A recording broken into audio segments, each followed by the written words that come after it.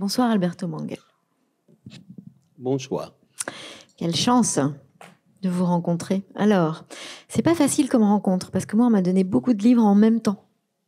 En fait, alors on va parler de tout en même temps. Vous êtes prêts ? Je suis prêt. C'est vous qui menez la danse. La première réflexion que je me suis faite en vous lisant, c'est que vous citez Kafka dans Je remballe ma bibliothèque en disant finalement, lire, ça sert à se poser des questions. C'est pas moi qui vais vous dire le contraire, évidemment, notamment ce soir. Comment ça sert à se poser des questions, lire ? Eh bien, pour moi, la littérature n'a jamais été un geste où on s'attend à des réponses. Si vous voulez des réponses faciles, allez au catéchisme. La littérature n'est pas un catéchisme, au contraire, elle pose des questions, et si vous lui posez des questions, elle pose encore des questions. Donc, c'est des questions qui mènent à des questions. Parce que la nature même de la littérature, de ce que j'appelle la littérature, de ce qui m'intéresse, c'est l'ambiguïté. Donc, on ne peut pas savoir si Madame Bovary est coupable de son sort, si Don Quichotte est fou ou non, si Robinson Crusoe est le premier colonialiste ou un homme qui essaye de reconstruire une vie dans des circonstances apocalyptiques. La littérature ne répond pas à ces questions. Elle vous donne toutes ces possibilités. Et donc, il n'y a pas des bonnes lectures ou des mauvaises lectures, mais il y a des lectures avec lesquelles je suis d'accord et d'autres avec lesquelles je ne suis pas d'accord. Mais alors, ça veut dire que l'écrivain se pose des questions sans interruption ? Je n'ai aucune idée de ce que fait un écrivain et ça ne m'intéresse pas vraiment parce que nous, lecteurs, nous sommes face au livre. Et ce qui concerne l'auteur est anecdotique. Donc, l'auteur peut raconter n'importe quoi sur lui. Les biographes fouillent dans les archives, construisent un personnage qui s'appelle Flaubert ou Cervantes, mais il n'y a aucune raison à croire à ce personnage plus qu'à un autre. Et de toute façon, nous savons que pour nous, Madame Bovary a une réalité beaucoup plus forte que celle de monsieur qui s'appelle Gustave Flaubert. Mais en même temps, vous dites que le livre, c'est votre foyer. Oui, c'est Marguerite Yourcenar qui disait que les livres sont ma patrie. Et c'est vrai, dans mon cas particulier, parce que j'ai eu une enfance très particulière, très bizarre, les livres sont devenus le monde que je connaissais. Mon père était ambassadeur, je suis né en Argentine, mais nous sommes partis quand j'avais 2 ans pour Israël. J'ai vécu pendant 7 ans, les 7 premières années de ma vie, mais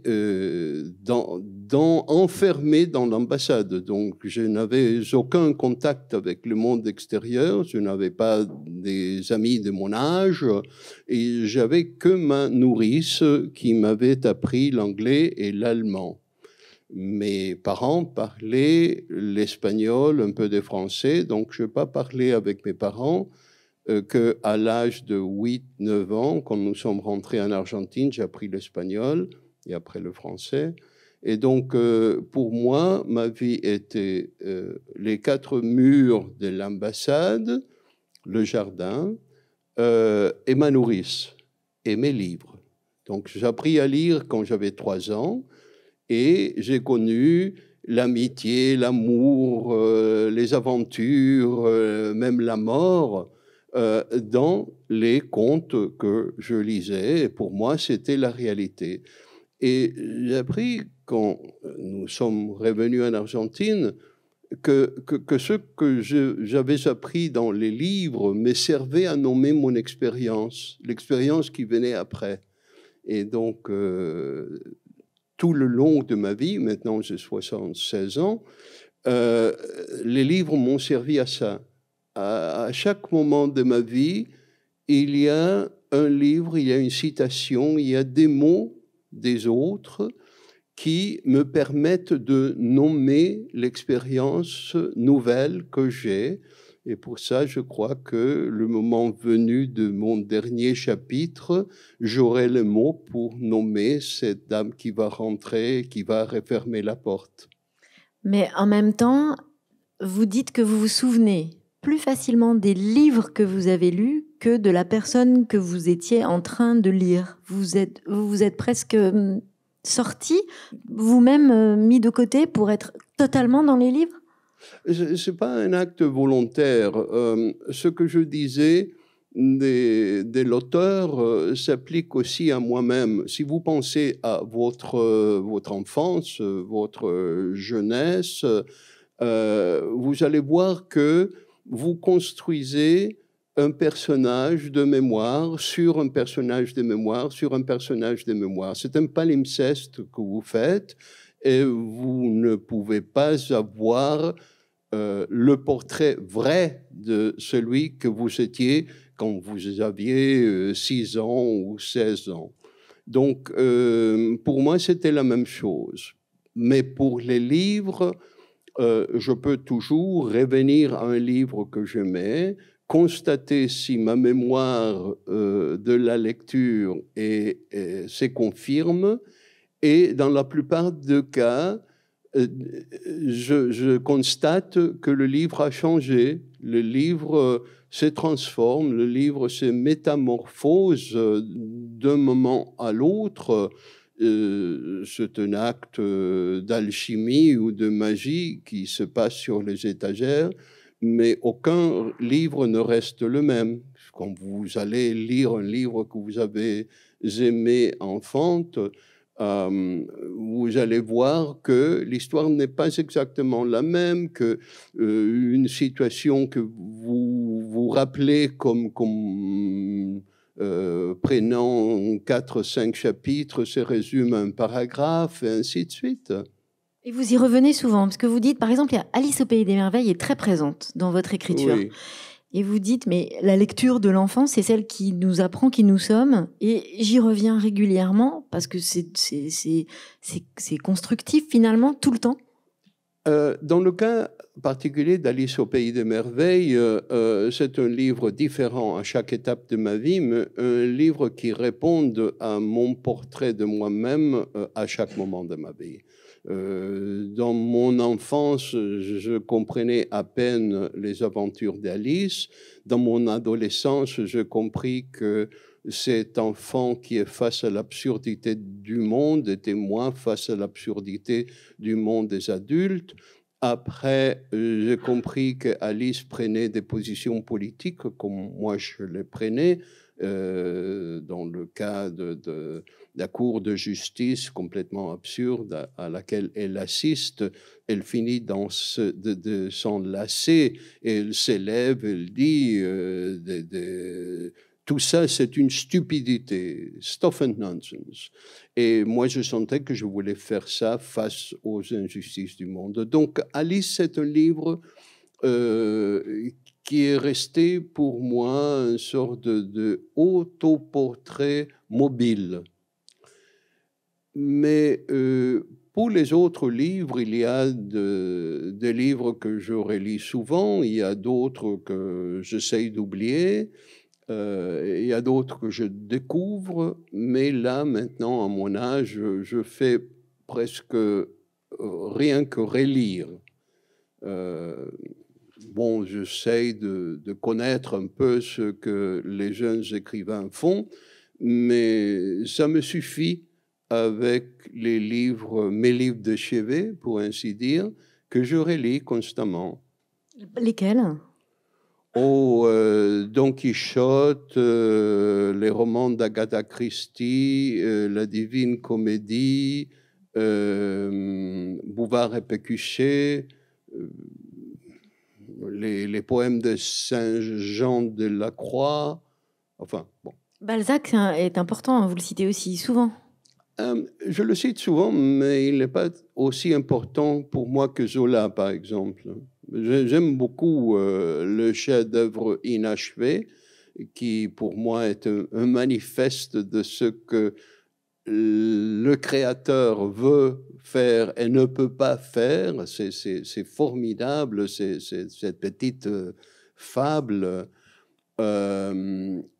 Mais Zola m'est plus proche. L'Assommoir me semble un chef-d'œuvre et je souffre avec les personnages dans lesquels je constate un miroir de l'époque de Zola, mais de la nôtre aussi. Chez Balzac, il y a de la nourriture et vous dites, dans ce livre que vous avez écrit sur les contrées imaginaires, vous dites il aimait beaucoup manger. Oui.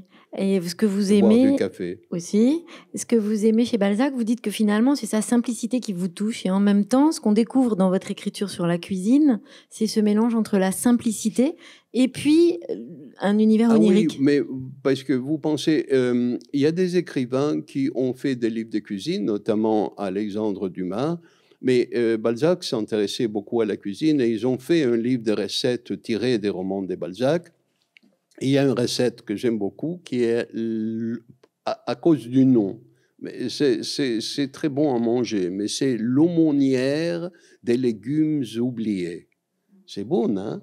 Et donc, oui, c'est un plat exquis et c'est dans Balzac. Mais de toute façon, il est beaucoup question du langage dans ce livre sur la cuisine, parce que vous vous amusez beaucoup. Les crêpes sont renommées les petits raplapla.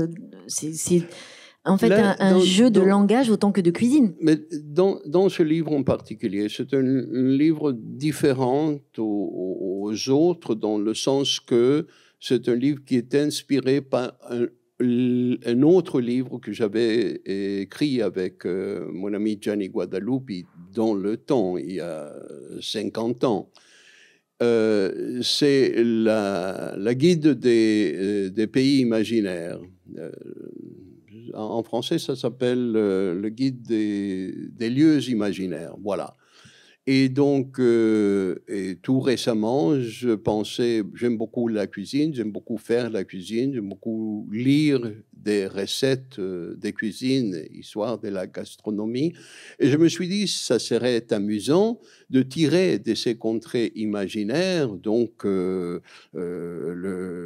royaume de Harry Potter ou Alice au Pays des Merveilles ou l'Atlantide de Platon, Rabelais, ces contrées imaginaires, tirer de là les plats que les personnages mangent et en faire des recettes qu'on pourrait préparer aujourd'hui. Évidemment, c'est difficile de trouver un dragon pour le rôti de dragon, blablabla, bla, bla, mais vous pouvez, je dis dans le livre, remplacer la pâte de dragon par une cuisse de dinde et ça marche parfaitement. Parce qu'il faut qu'il y ait de l'humour quand même.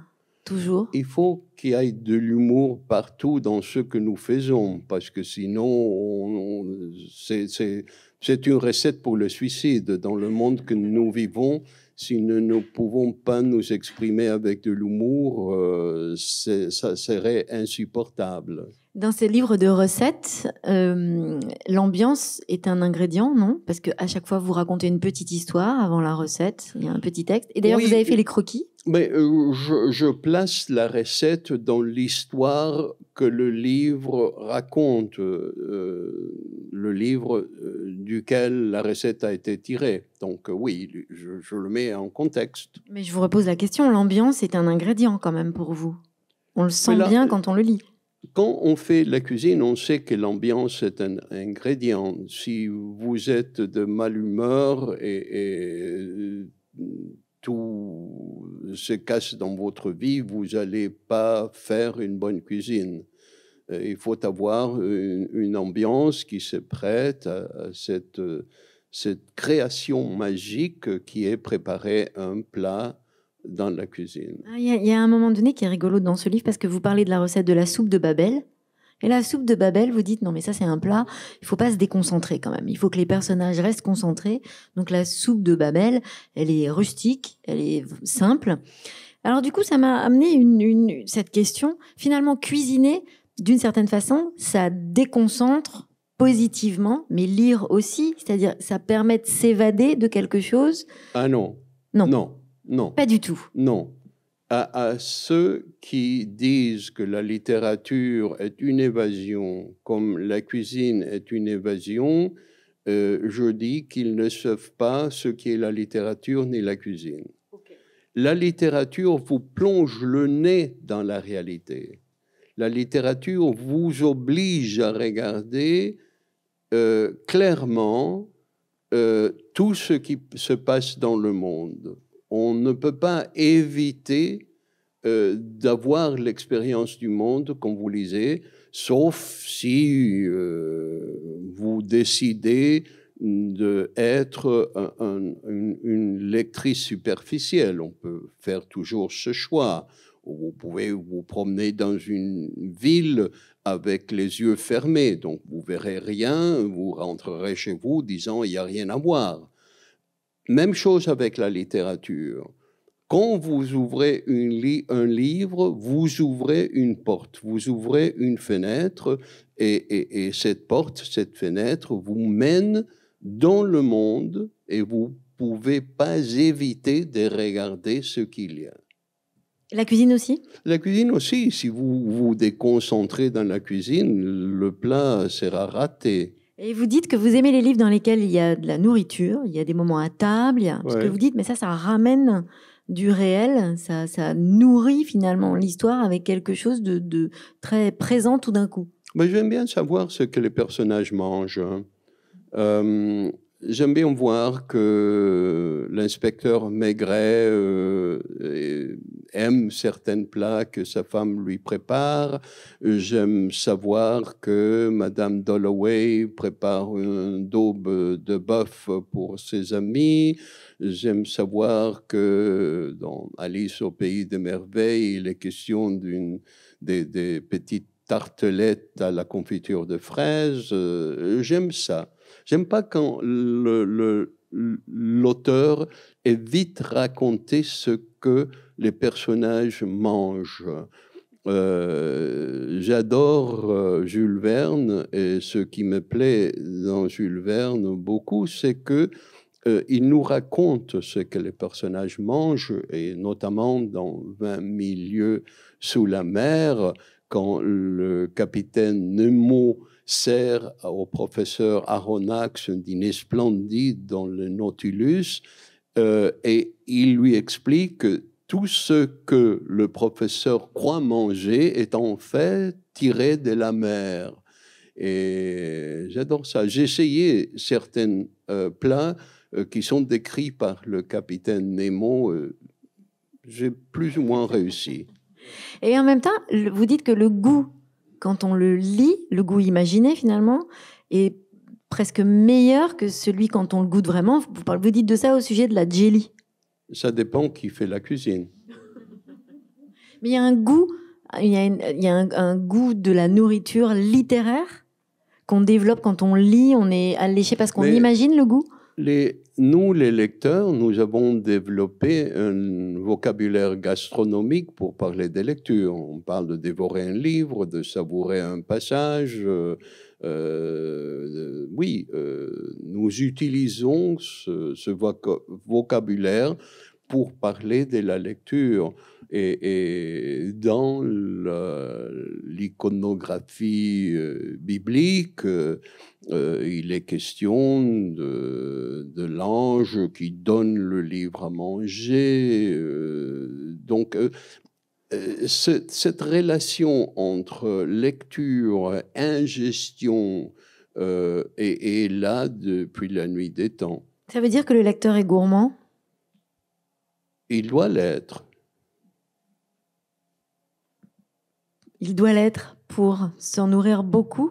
S'il oui, n'a pas de gourmandise, ça ne marche pas. Si vous lisez sans savourer ce que vous lisez, vous êtes mauvais lecteur, mauvaise lectrice, ou un puritain qui ne veut pas éprouver du plaisir à ce qu'il fait. Dans le livre Les monstres fabuleux, il y a un des personnages qui est le juif errant et vous racontez aussi que passer à table, c'est bon signe déjà. Quand on se met à table... Ça dépend. Quand l'ogre, dans les contes des Perrault, se met à table, c'est pas un bon signe parce qu'il mange les enfants. Mais en tout cas, il y a cette dimension d'amadouer l'autre, à partir du moment où on partage de la nourriture avec lui. Oui. C'est un moment que le lecteur peut partager avec le personnage. C'est toute une symbolique alors quand même, parce que amadouer l'ogre, si on arrive à dîner avec lui en lui faisant manger autre chose que ses enfants.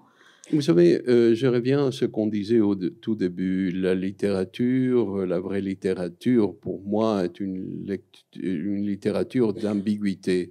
Et à cause de cette ambiguïté, vous pouvez lire une symbolique de presque n'importe quoi.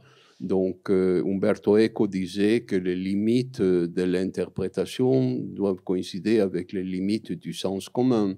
Mais jusqu'à là, vous pouvez lire le Petit Chaperon rouge comme un texte de politique anarchiste, et vous pouvez lire Madame Bovary comme un texte féministe ou non. Donc, il y a une lecture interprétative qui peut se faire. Mais moi, j'ai un peu peur de ces lectures qui ajoutent trop au texte. Le texte ne nécessite pas de tous ces ameublements. Et ce bocal de votre grand-mère, alors aujourd'hui, il est où? Mais ça, c'est une tradition juive. Ma grand-mère, quand j'ai quitté la maison, elle m'a donné une petite boîte avec un bout de sel et un bout de pain. Et elle m'a dit que la tradition voulait qu'on portait cette petite boîte avec le sel, avec le pain. Comme ça, on n'aurait pas faim dans nos aventures dans le monde. Et moi, j'ai cette boîte depuis l'âge de 19 ans, quand j'ai quitté la maison. J'ai toujours cette boîte dans mon nouveau domicile à Lisbonne. Et sur la table et sur les livres, vous racontez que finalement, tout est question de rituel aussi. Vous parlez de la transmission que vous avez avec vos enfants, autant sur les livres que sur les recettes. Oui, je pense que nous avons tous des rituels. C'est plus commun de vivre avec des rituels. Nous avons certaines habitudes. Il ne faut pas penser à tout. On se lève, on se brosse les dents, on prend le petit déjeuner. Bon, tous ces rituels nous servent à nous ancrer dans le monde. Mais là aussi, il ne faut pas exagérer sur l'importance des rituels. Quel rituel vous avez pour les livres avec vos enfants? Mais mes enfants, maintenant, ont grandi. C'est avec mes petites filles, peut-être, que j'ai ça. Mais non, je leur raconte des histoires, je leur lis des histoires, mais bon, elles s'élassent assez vite parce que surtout la génération plus jeune a une attention très limitée. Nous sommes dans l'âge de la technologie électronique qui veut que tout se fasse très vite et très facilement, et la lecture n'est ni facile ni rapide. Donc, proposer une activité qui va complètement à l'encontre de tout ce que la société nous exige, faites vite et ne vous arrêtez pas sur ce qui est difficile et compliqué. C'est pour ça que vous dites que lire un livre sur un écran, c'est une relation platonique avec le livre? Mais et ça, c'est pour moi. Il y a des grands lecteurs qui aiment lire des textes virtuels. Pour moi, c'est équivalent au sexe virtuel, ça m'intéresse pas énormément. Parce que le livre, par exemple, le livre de cuisine, vous dites, il est fariné, il est taché de graisse. Et le livre de littérature, alors il est quoi? Il est corné, il est annoté. Pas tellement corné parce que j'aime pas corner les pages, mais j'écris dans le livre. Je pense que le livre demande un dialogue, donc je réponds à ce que le livre me dit. Donc j'écris sur les marges, j'écris sur les pages des gardes, oui. Mais c'est toujours une histoire du temps quand même, parce que cuisiner, ça impose un temps. On ne peut pas diminuer un temps de Le lire cuisson aussi. et le lire aussi. Ouais. Donc quand même, c'est un rapport de gourmandise à la vie qui demande à la fois un effort et en même temps de s'abandonner pour un temps qui n'est pas le nôtre. Mais la difficulté n'est pas une faute. La difficulté est une qualité qui nous permet de jouir plus de ce que nous faisons.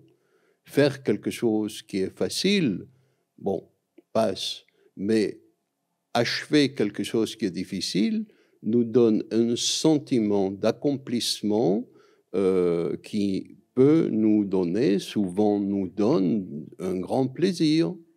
Et quand vous écrivez, quel rapport au temps vous avez? Est-ce qu'il y a une urgence à terminer le livre? Est-ce qu'au contraire, c'est une bulle tout le temps où vous écrivez? Écrire est secondaire pour moi. C'est pour ça que vous dites que vous êtes un lecteur avant tout. Oui, oui. Mes livres surgissent de mes lectures. Ceux que vous avez nommés sont tous ont eu leur naissance dans des livres que j'ai lus. Et bon, écrire est un effort autre, est une difficulté autre. Borges disait qu'un écrivain écrit ce qu'il peut, tandis qu'un lecteur lit ce qu'il veut. Et cette générosité de la lecture, on ne la trouve pas en écrivant. Alors, dans les monstres fabuleux, il y a aussi un portrait de Superman, dont vous dites, Superman, en fait, il a une sensation permanente de solitude, comme moi. Oui. Vous avez une sensation permanente. Et en même temps, vous êtes la personne au monde qui aura le plus défendu les bibliothèques, Oui. et la cuisine, qui est quand même un lieu où on fait une tablée et où on réunit beaucoup de monde. Oui, mais disons que le fait de défendre les bibliothèques ou la cuisine, je défends plus les bibliothèques, et elles me semblent des institutions essentielles pour une société qui veut être démocratique et libre, échapper du fascisme qui nous entoure. Les bibliothèques sont nécessaires pour cela.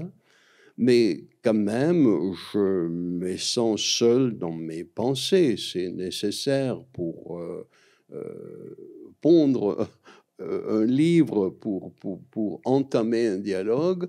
Vous partez d'une solitude. Le lecteur est seul avec son livre et après, une fois lu le livre, il peut le partager avec d'autres et souvent, quand vous aimez un livre, vous voulez faire exactement cela, courir dans la rue, attraper quelqu'un par le bras, il faut que tu lis ceci. Et en même temps, vous dites que c'est très intime d'offrir un livre. En quoi c'est Oui, très intime? mais quand je vous offre un livre, c'est une façon de vous dire, voilà ce que je crois vous êtes. Voilà ce que pour moi est une incarnation, est un symbole, pour revenir à votre mot, de ce que vous êtes. Donc, vous prenez ça comme vous voulez, mais c'est mon sentiment envers vous. C'est pour ça que quand on me demande de proposer, recommander des lectures, c'est très difficile si vous ne connaissez pas la personne. Parce que la bibliothèque universelle est presque infinie. Donc, il y a un livre pour chacun d'entre nous, mais ça ne sera pas le même. Tolstoï n'est même pas le roi Lear. Borges détestait Stendhal. Enfin bon, chacun a ses goûts. Pourtant, on vous imagine pas si seul que ça, parce que vous citez beaucoup, souvent, des auteurs ou des personnages. Donc, on a l'impression que vous êtes très nombreux à vous tout seul. Si vous deviez faire un dîner avec plein de personnages de littérature, qui vous mettriez à table avec vous? À un dîner? Oh, Alice sûrement, parce qu'elle est très intelligente, très polie. J'aurais une très belle conversation avec elle. J'inviterai pas à table Dante, que j'aime beaucoup, parce que c'est un personnage si orgueilleux. Il se présente comme son péché principal est l'orgueil. Peut-être le père Brown de Chesterton. J'aime beaucoup son humour et son intelligence. Humour et intelligence m'intéressent beaucoup. Ça vous demanderait un peu de temps quand même de faire un plan de table, hein, si je comprends bien. Comment? Ça vous demanderait un petit peu de temps de faire un plan de table et de réfléchir. Ah oui, oui. Oui. Hein, quand même. Oui, bien sûr. Vous ne préparez pas un dîner en vous disant vite, je vais inviter ces 4-5 personnes. En même temps, on a l'impression que vous cuisinez comme ça, hein, que vous cuisinez très simplement, facilement. Ah non, je peux cuisiner des plats très compliqués. Il y a un que j'aime beaucoup, le capelletti alla certosa de Pavia, qui prennent 2 jours. Ok, alors les capelletti, il y en a aussi dans votre livre. Alors ceux-là, ils sont assez réjouissants puisque les ingrédients sont des personnages. Oui. Oui, ok. Et alors, parce que vous me dites, c'est moi qui utilise le mot symbolique, mais quand même là, vous vous en amusez incroyablement. Il y a de cette façon d'Alice au Pays des Merveilles d'utiliser le langage autrement.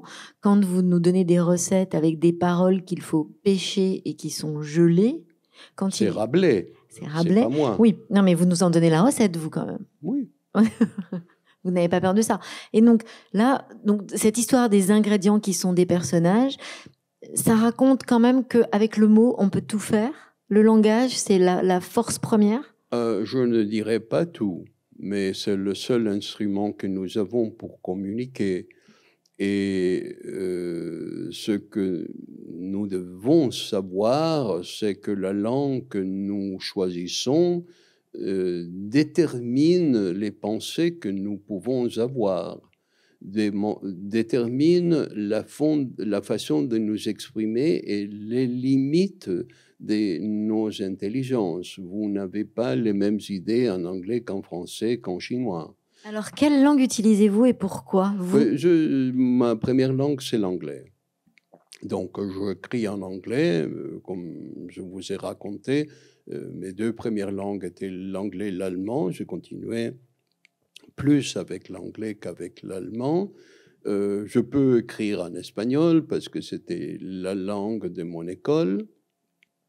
Je n'oserais pas écrire en français parce que notre professeur de français, la première chose qu'il nous a dit dans la première année de classe, « Messieurs, une faute de français est une faute morale. » Oui, ça met la barre haut quand même, là. Mais par exemple, si vous pensez justice, vous pensez en anglais? La langue dans laquelle je pense, la langue dans laquelle je rêve, dépend de l'endroit où je suis. Là, maintenant, à Bordeaux, j'ai des rêves en français. Et vous dites que vous rêvez toujours de bibliothèque? Non, pas toujours. Souvent. Souvent. Vous savez, dans la géographie de nos rêves, nous avons certaines contrées choisies par notre imagination. Et dans la mienne, les bibliothèques prennent une place importante. Qu'est-ce que vous rêvez quand vous rêvez de bibliothèque? Oh, plein de choses. Je ne me souviens pas beaucoup de mes rêves, mais c'est toujours intéressant. J'ai peu de cauchemars. Et c'est surtout là maintenant, je pense que par la catastrophe dans laquelle nous vivons, ces conflits qui n'ont pas de résolution en Palestine, je rêve souvent d'une bibliothèque dans laquelle je ne peux pas comprendre l'ordre. Et Est-ce que vous faites de vos rêves quelque chose en termes de littérature, comme le faisait Fellini, par exemple? Non, je pense que raconter ses rêves en littérature, c'est la chose la plus ennuyante au monde. Quand un écrivain se met à raconter le rêve d'un personnage, c'est presque jamais réussi. Ça, c'est l'exercice le plus dur pour vous? Comment? C'est l'exercice le plus difficile pour vous? Ben, c'est un exercice que je n'entends pas parce qu'il ne m'intéresse pas beaucoup. Mais en même temps, vous êtes toujours entre le réel et l'imaginaire. Et on le voit bien Mais dans votre écriture. l'imaginaire, c'est le réel. C'est-à-dire? Ben, c'est-à-dire, comment pouvez-vous savoir ce qui est réel si votre expérience ne passe pas par votre imagination et la met en mots? Comment on fait pour la maintenir, cette imagination? Ah, je ne sais pas, il faut demander à l'imagination. Vous savez, une définition de l'espèce humaine, c'est que nous sommes des créatures avec l'imagination. Et cette imagination a été développée comme un instrument de survie.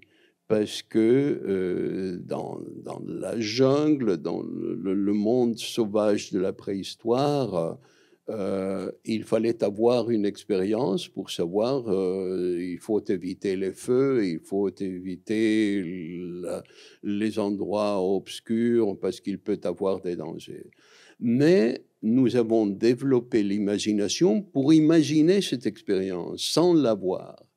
C'est extraordinaire. Nous n'avons pas besoin de mettre la main au feu pour savoir que notre main va brûler. Et donc, à partir de cet instrument de survie, nous avons créé des histoires pour nous raconter ces expériences que nous n'avons pas eues, mais qui nous sont utiles pour survivre. Et je pense que la littérature naît à ces moments-là.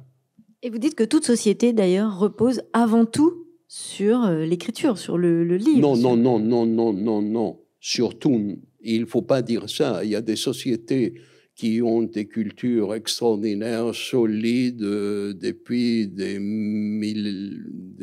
cent et mille ans, qui ne reposent pas sur l'écriture. C'est les sociétés de la culture orale qui sont autant ou plus valides que les nôtres, qui ont un sens du temps, de l'espace qui est différent d'une société qui emploie l'écriture.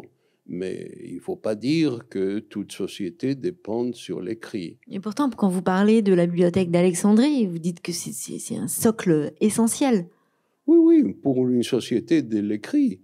Pour les sociétés orales, ils s'en foutent de la bibliothèque d'Alexandrie. Et quelle place elle a, l'oralité, pour vous dans votre vie? Voilà, c'est l'exemple. Mais ça veut dire quoi? Ça veut dire qu'il faut passer du temps pour échanger autant que pour lire et être seul? Ça veut dire que, en fait, cette solitude dont vous parlez, dont vous souffrez, il faut la nourrir de quoi? D'échanges, de gens, de... J'aime beaucoup la conversation. C'est un art qui se perd. Dans ma jeunesse, nous allions dans les cafés discuter pendant des heures et des heures. Maintenant, il y a la musique qui vous abrutit, les images sur l'écran qui vous distraient. C'est tout un complot, je dirais, pour que nous ne réfléchissons pas, que nous devenions des meilleurs consommateurs. Un consommateur est défini comme la personne qui ne réfléchit pas, qui achète un paire de jeans déchiré à 500 €. Ça, c'est un imbécile qui ne réfléchit pas et donc qui n'est pas un lecteur. Un lecteur apprend à penser. La lecture est un apprentissage de la réflexion. Est-ce que le monde qui nous entoure aujourd'hui vous heurte, vous affecte? Puisque plusieurs fois dans cette conversation, on le sent bien, Alberto Mangual. Je sens qu'il me blesse. Dans ma jeunesse, bon, nous sortions de la Deuxième Guerre mondiale. il y avait des guerres un peu partout dans le monde, qu'il y en a toujours, le Vietnam, ainsi de suite, mais il y avait un espoir, il y avait l'idée que nous pouvions changer le monde, faire un monde meilleur, et que le fascisme n'allait pas revenir.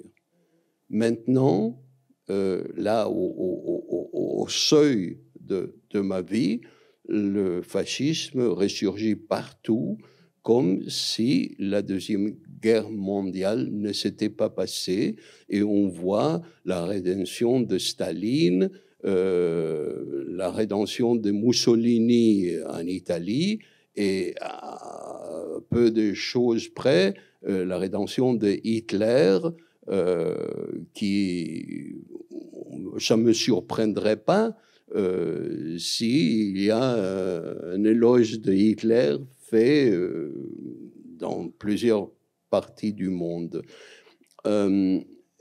Je pense que nous sommes au bord d'une catastrophe et j'espère que les jeunes trouveront une stratégie pour s'en sortir. Mais moi, je suis très, très pessimiste. Je vous laisse l'optimisme, mais moi, je suis très pessimiste. Est-ce que l'écriture, justement, à cet endroit-là, est-ce qu'il y a des livres qui peuvent nous aider à combattre ça? La lecture, la littérature peut nous aider à trouver des instruments pour imaginer d'autres stratégies. Mais il ne faut pas oublier qu'un livre est un bout de papier avec des taches d'encre. Ce n'est pas un instrument magique. Beaucoup de tragédies se sont passées parce que on a déifié le livre, on l'a mis sur un trône, qu'il soit religieux ou politique. Donc, le lecteur sait que s'il a de la chance, un livre peut lui donner une idée, un sens de quelque chose qui illumine le chemin et qui lui donne de l'espoir.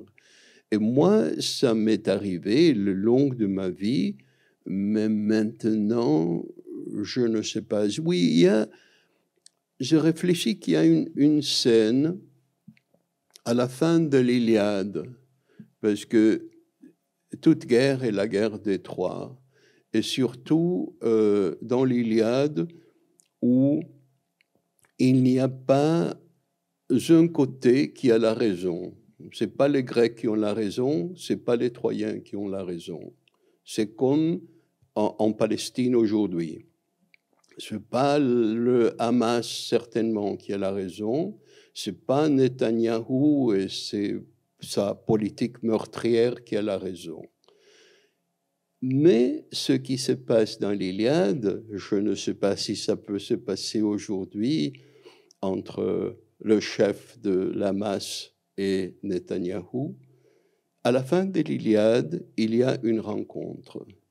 Le roi Priam, le roi de Troie, va voir Achille, l'assassin de son fils, pour lui demander le corps de son fils, le corps d'Hector, sachant qu'Hector avait tué Patrocle, qui est l'ami d'Achille.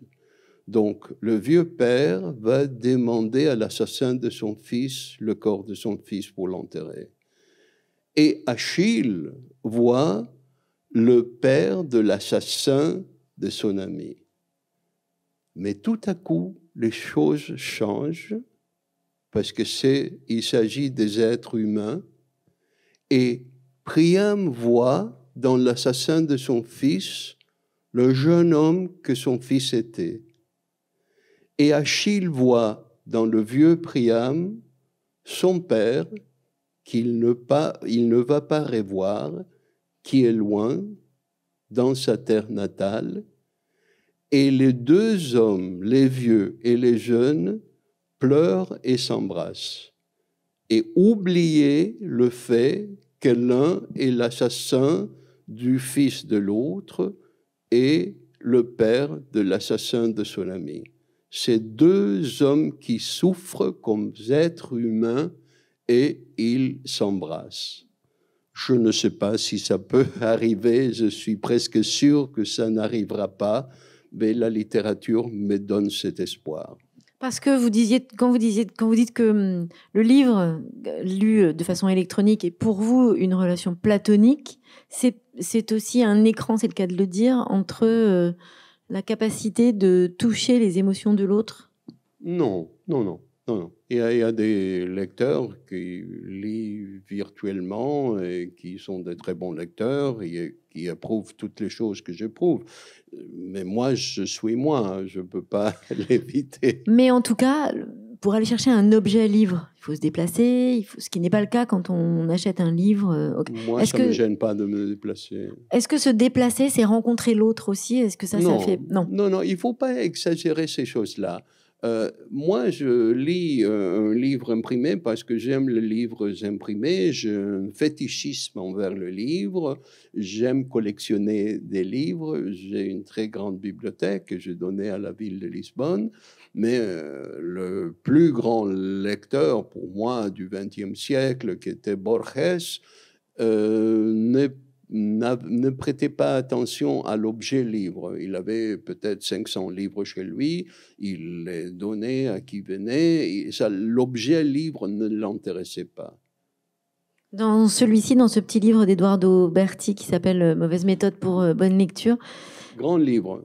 Dans ce livre-là, il y a à un moment donné un petit jeu, enfin ce ne sont que des petits jeux d'ailleurs, mais il y en a un qui dit « Comment est-ce que vous décririez l'objet livre ?» Comment vous décririez un objet livre à quelqu'un qui n'a jamais vu? Je le dis, c'est un tas de papier avec des taches d'encre.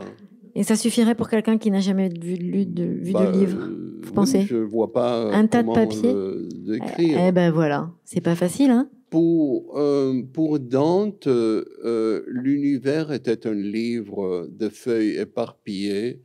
Et dans sa dernière vision, quand il arrive à la vision divine ultime, il voit ces pages rassemblées, il dit reliées dans un volume. Et ça, c'est un livre aussi, l'univers. Il est beaucoup question de la religion dans votre écriture, parce que vous êtes un lecteur assez assidu de tous les textes, et donc vous nous ramenez aussi à la vision de Dieu, à la vision de la mort. Quelle place, en fait, a, selon vous, cette histoire religieuse dans notre vie aujourd'hui? Je suis athée, mais je m'intéresse énormément à la religion. Une bonne partie de ma bibliothèque est des œuvres de théologie. Je ne connais une histoire aussi émouvante et parfaite que la Passion du Christ, qui est une leçon de comment raconter une histoire, comment créer un personnage et comment donner les détails nécessaires sans s'étendre sur des descriptions inutiles. Et je m'intéresse beaucoup aux penseurs de la religion, parce que ce n'étaient pas des imbéciles. Je n'ai pas la chance d'être croyant. Et je respecte trop ceux qui ont la foi pour faire semblant de croire à quelque chose que je ne crois pas. Mais ce n'est pas pour cela que je ne respecte pas et admire, et je m'intéresse à ces discussions théologiques. Des discussions qui commencent à peu près au IXe siècle jusqu'à aujourd'hui sur la définition de la Trinité, n'a pas d'égal dans toute la littérature fantastique. C'est extraordinaire. Pourquoi vous dites une chance? Vous aimeriez être croyant? Qu'est-ce que ça changerait? Ça rendrait les choses peut-être plus faciles. Ouais. Pourquoi? Parce que est-ce que ça coupe Dieu? je connais des lecteurs qui sont croyants et qui ont la certitude de certaines choses que je n'ai pas. Donc, je vis dans le doute, dans ces questions ouvertes de la littérature. Mais eux, ils ont tout ça, mais en même temps, ils croient. Et c'est une grâce, c'est pour ça que ça s'appelle une grâce que je n'ai pas. Est-ce que finalement, c'est ce doute qui nous donne un sentiment de solitude? Je n'ai pas des doutes, hein. Je ne crois pas. Non, mais justement, les questions qu'on se pose tous les jours, les doutes qu'on peut avoir, est-ce que c'est cet endroit-là qui font écho au fait qu'on puisse se sentir seul? Les interrogations qu'on a tous les jours. Mais la vie est une suite d'interrogations. Toute expérience vous ouvre une nouvelle porte, vous demandez qu'est-ce que c'est.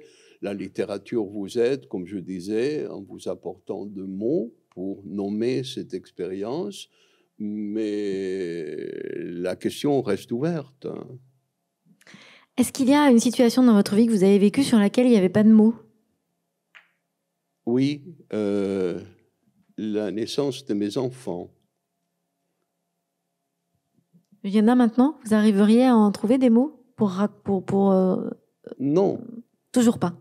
Non, parce que, la littérature nomme plein de choses. Je peux penser à des scènes de naissance d'enfants dans la littérature qui sont très bien écrites, qui décrivent les émotions, mais je sais que ce miracle de voir pour la première fois la petite main de ma fille aînée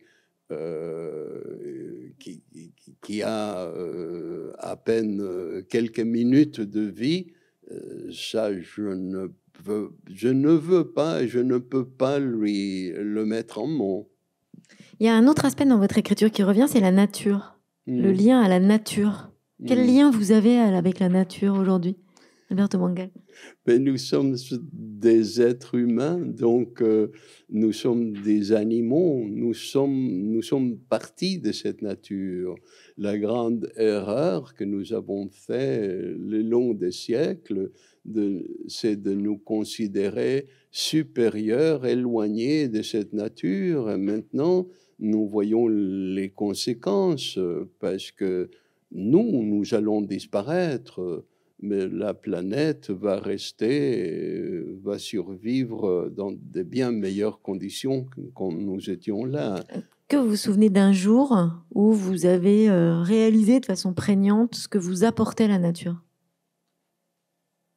Pas vraiment, non. Enfant, j'aimais beaucoup aller dans un grand parc de sable près de la mer à Tel Aviv, et voir les tortues géantes et monter les tortues géantes, parce que comme ça, j'étais tout petit, je pouvais les monter comme si elles étaient des chevaux. Et savoir que je faisais partie de ça, je sentais que je faisais partie des animaux, des plantes, du sable, de la mer. Mais il n'y a pas eu un moment précis de cette découverte. Dans le livre de cuisine, vous terminez par des cocktails. Il y en a un particulièrement qui est au sang frais. J'aime beaucoup celui-là. Mais vous dites que si on n'en a pas, on peut... Enfin, vous donnez des... Du château de Dracula, oui. C'est voilà. Ce qu'on sert. Ouais, vous donnez des idées pour remplacer le sang frais, c'est bien. C'est un peu comme les pieds d'éléphant aussi. Ah ben, le pied d'éléphant, c'est une recette d'Alexandre Dumas. Et là, je ne penserai jamais à cuire un pied d'éléphant ni à procurer un pied d'éléphant. Déjà, il faudrait une sacrée casserole quand même, non? Comment? Déjà, il faudrait une sacrée casserole. Oui, il faudrait une sacrée casserole, mais laissons les enfants qui sont des bien meilleures et plus intelligentes créatures que nous vivre leur vie. Alors, cette histoire de cocktail pour finir le livre, du coup, je vais finir mon interview avec ces cocktails. C'est rigolo quand même d'avoir terminé ce livre de cuisine par des cocktails. Alors, ça m'a ramené à autre chose, parce que vous dites aussi dans votre livre, vous dites que l'auteur, il a toujours l'image du type qui est pauvre et un peu alcoolique. Et je me suis dit, mais finalement, le lecteur, il a toujours l'image aussi du type qui ne sait pas sortir, ou de la fille qui ne sait pas sortir de ses livres. Un cocktail, c'est pas mal. C'est un peu un calumet de la paix, non? Je voulais diviser ce livre en entrée, plat principal, dessert et naturellement boisson. Donc, j'ai mis les cocktails à la fin. Mais quand même, on a l'impression que le cocktail, vous le préférez au dessert.